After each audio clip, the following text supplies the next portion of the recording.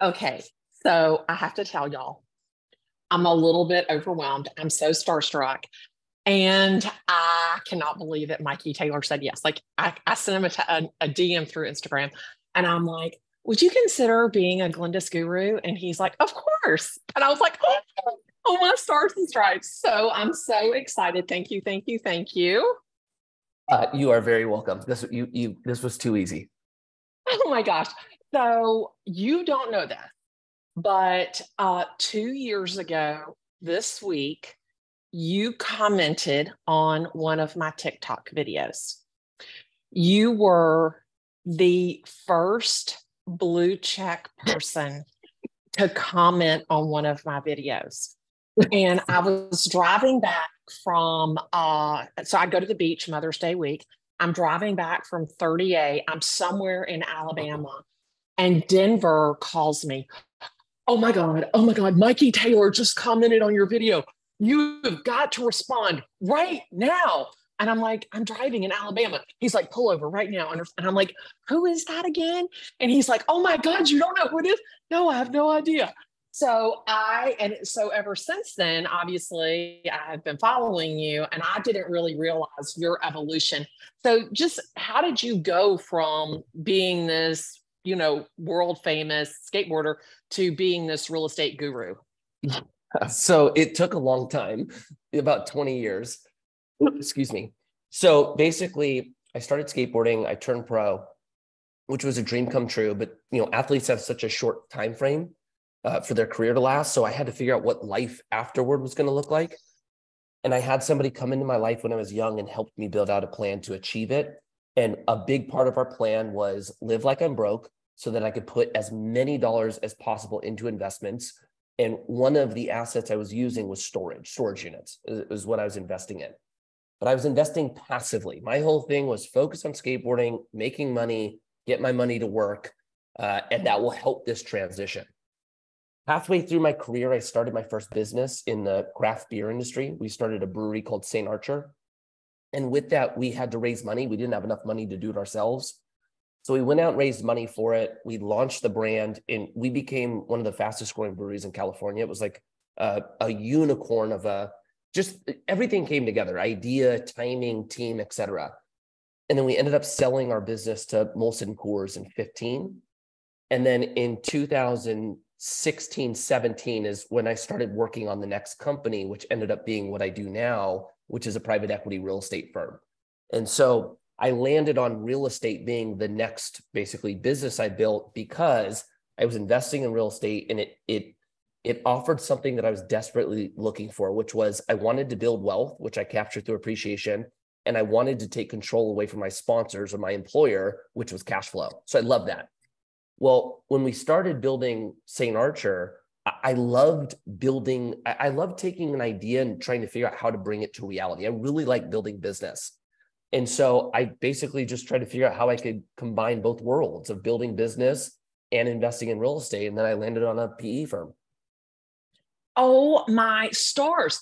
So we don't always agree in what we say. But what I love about, even when you disagree with me, is that you dissect why you think it should be different. Right. And I think that a lot of people, they do a reaction video or they do something and there really is no basis or foundation for their opinion, right, where you always give the basis for your opinion. And also you're like me, you're talking about for regular people. Right. You're not talking about like some, crazy outlandish deal. You're talking about the deal that Bobby and Susie and the average Joe can do. Right. Correct. And what I'll say is, like, I really enjoy the relationships I have where people are very different in there, whether it's in real estate or life. Like, those are always the most enjoyable conversations, at least in real life, are my friends where we have different opinions. So, I enjoy that. And so on social media, it's a little bit different because you don't know somebody yet. But for your content and, speaking on that, you make phenomenal content. You are engaging, you're entertaining, you provide a lot of education. And so it was kind of the perfect storm of, you're already doing great. You talked about something that lined up with what I talk about, and it was a good way to build content off it. And then, the last 2 years, I follow all your stuff. I got to participate in the video that your media team made for your birthday. And yeah, this has been cool. It was so funny because I told Denver, I said, Denver, I'm going to interview Mikey Taylor. He's like, get out. Yeah. So it was so cool. So thank you so much. So for Glennda's Gurus, it's a section in my newsletter, the Glennda Gazette. Okay. And I just want to know, like, what are you working on? What are you excited about, like, right this very second? Okay. So I'm going to give you 3 answers, but I'll make them short. Okay. First and foremost, I have 4 kids now, and my oldest is 10, about to be 11. So she's starting to take on a new thing. So I'm really excited about just the role that I'm playing as their father and trying to be the best example I can to them on what a husband looks like and what a dad looks like. And then for my son, what ultimately a man looks like. So I'm really excited about that. I ran for city council this last election cycle. So I got elected to city council. So I'm excited about making an impact in my community. And then for business wise, there's 2 parts of our business that I'm really excited about. One, speaking specifically on the opportunity, one of our major asset classes is multifamily. And in a lot of areas, which you speak of all the time, we're undersupplied in a lot of states or a lot of regions. There's just not enough product online. So I like being a part of that opportunity where the supply is just, far below the demand in a time where it's difficult to build. So I like that dynamic. I do believe that's a great opportunity. And then the second part is I think real estate companies right now, they're ripe for disruption. Like, most people do real estate the way real estate was done 20 years ago. If you're on the investment side, it's all about finding a deal and raising money for it. And return is front and center.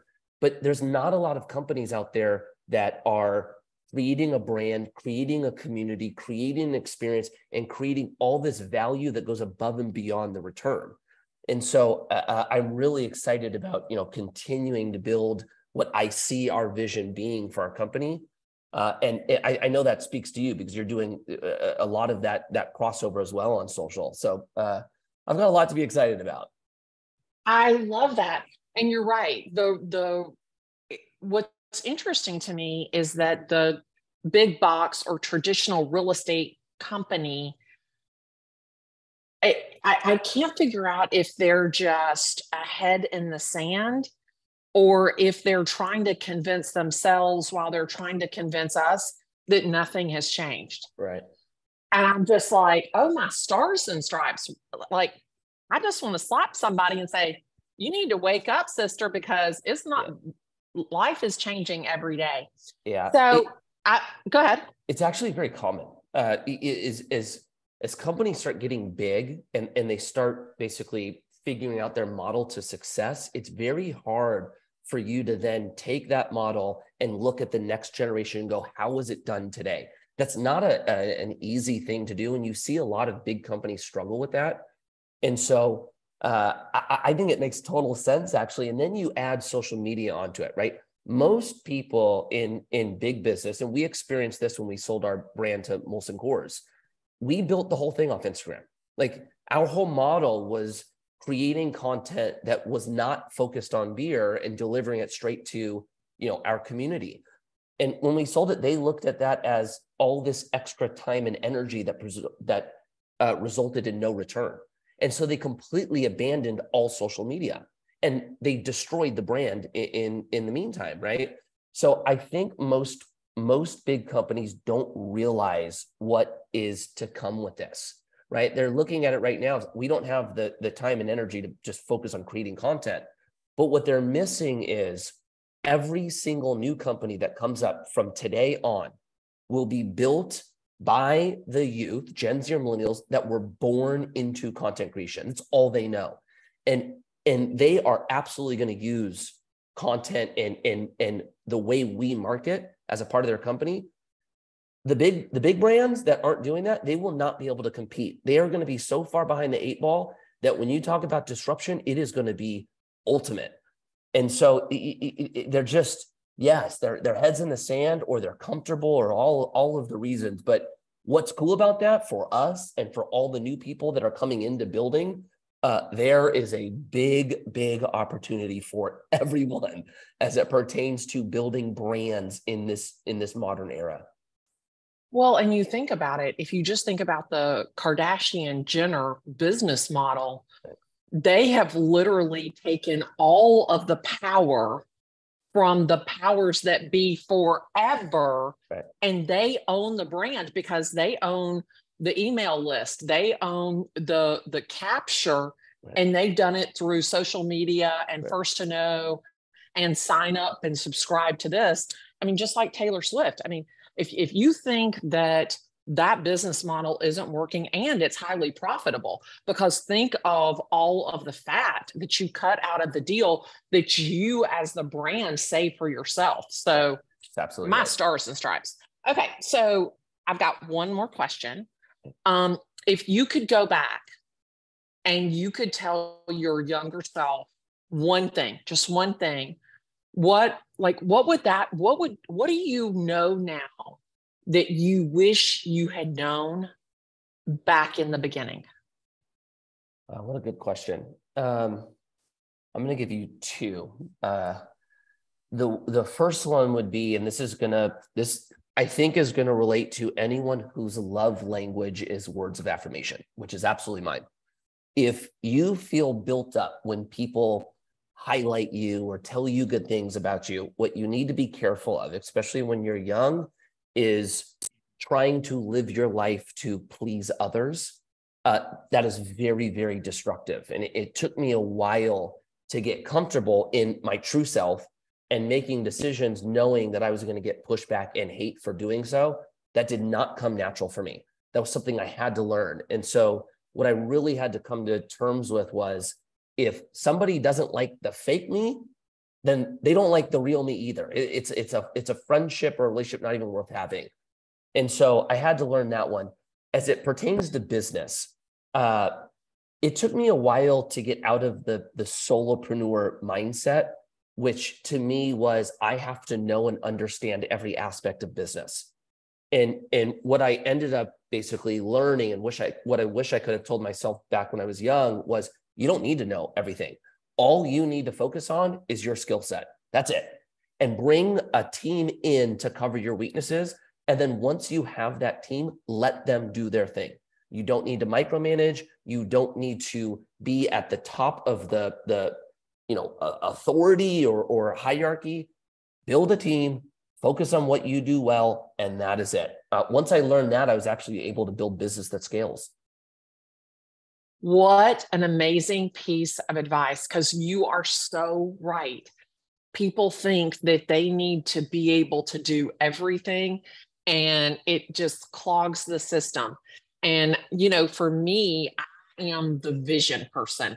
Right. I need the integrator. I need the implementer. I can see the big vision. I can see where I want it to go. I just need somebody else to do all the stuff in between, which a lot of people are, I think. I'm the same way. Yeah, I love it. My first hire is always a COO or an operator, or an integrator. That's number one for me. Yeah, and I think that a lot of people that start businesses, they are the artist and they need that operator to make everything come together. So I think you're so right. Right. Thank you.